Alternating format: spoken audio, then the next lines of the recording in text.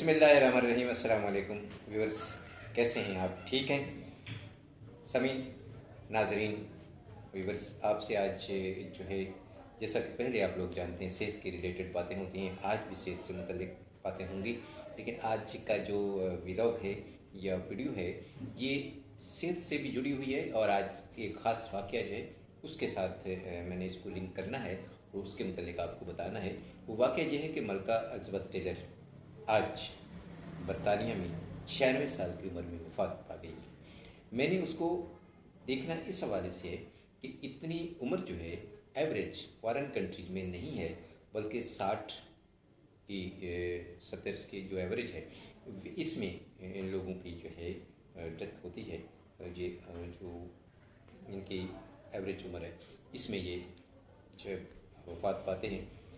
लेकिन मलका Elizabeth Taylor 96 साल की उम्र पाने के बाद सेहत की हालत में, यानी बिल्कुल वो अपने ओहदे पर विराजमान थी, अभी बादशाही कर रही थी और उसने 70 साल से ज़ायद जो है हुकूमत की है। इस वक्त भी मलकाए बरतानिया थी।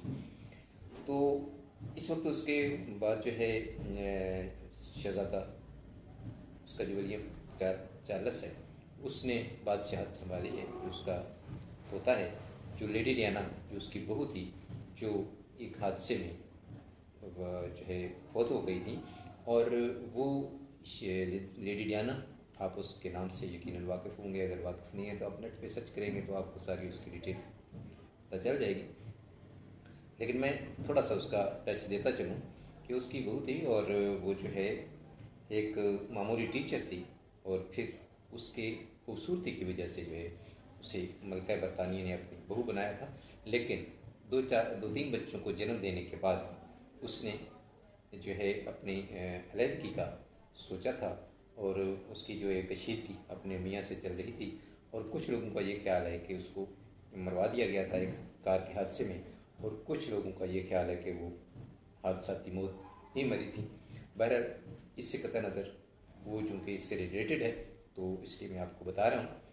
अच्छा, मलका बरतानिया की सेहत का राज जो है ये था कि वो खालिस खुराक इस्तेमाल करती थी, अच्छे माहौल इन्वायरमेंट में रहने की आदी थी और जहाँ से भी उसे नेचुरल फूड मिलता था वहाँ से मंगवा के यूज़ करती थी, बाकायदा वर्जिश करती थी।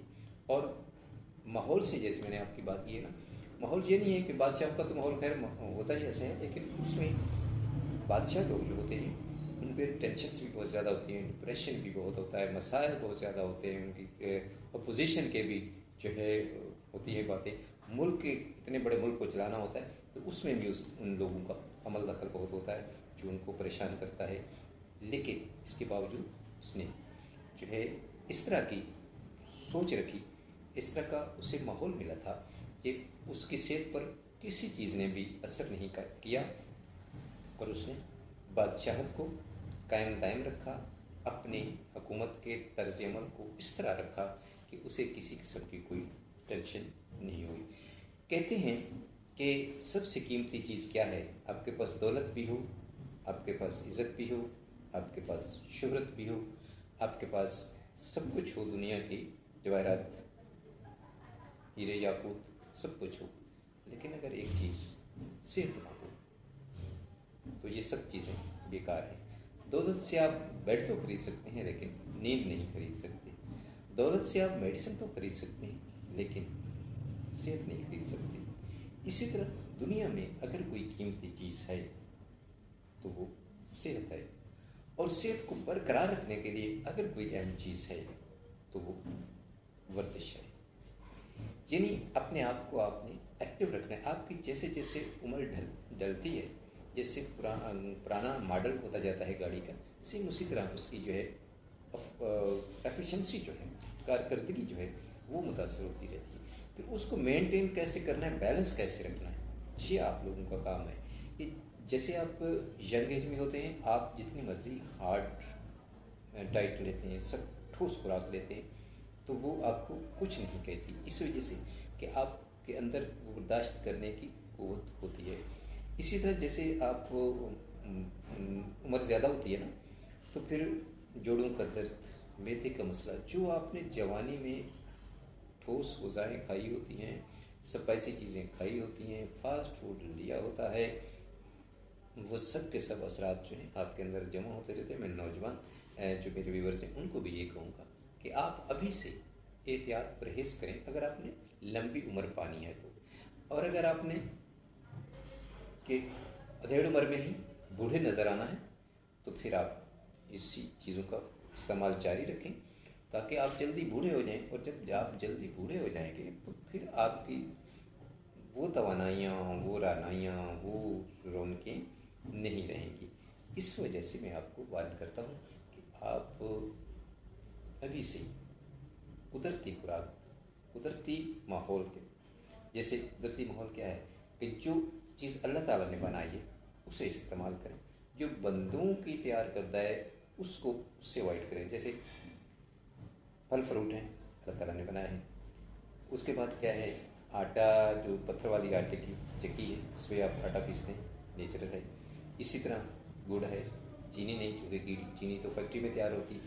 अच्छा, इसी तरह जितने भी अनाज हैं वो डायरेक्ट आपने छना हुआ आटा इस्तेमाल नहीं करें, मैदे का इस्तेमाल नहीं करें जिससे नान वगैरह बनते हैं। इसी तरह चिकन जो है, मुर्गी, ये चूँकि आर्टिफिशियल है, फिर रसीक उसको तैयार किया गया है, तो देसी मुर्ग का इस्तेमाल करें, देसी बकरे का इस्तेमाल करें, गोश्त का इस्तेमाल करें और उसको उसी तरीके से नेचुरल तरीके से पकाएं। उसमें मिर्च मसालादार जो मसनूई चीज़ें हैं उसका इस्तेमाल नहीं करें। इसी तरह दूध है जो नेचुरल है, प्योर दूध है, उसका इस्तेमाल करें। गाय का दूध आपके लिए ज़्यादा फ़ायदेमंद है। मगज़ियात हैं जैसे ड्राई फ्रूट हैं, ये सब के सब सेहत के लिए सही है।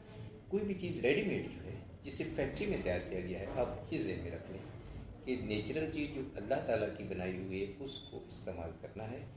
जो चीज़ें आर्टिफिशियल हैं, मसनूई हैं, मसनूई तौर पर तैयार की जाती हैं, जैसे बेकरी की चीज़ें हैं, ये जितने भी ये इनको टाइप चीज़ें हैं, सब के सब जो हैं ये जो आर्टिफिशियल हैं, मसनूई हैं, इनका इस्तेमाल आपकी सेहत पर गहरे और गलत असरात डालता है।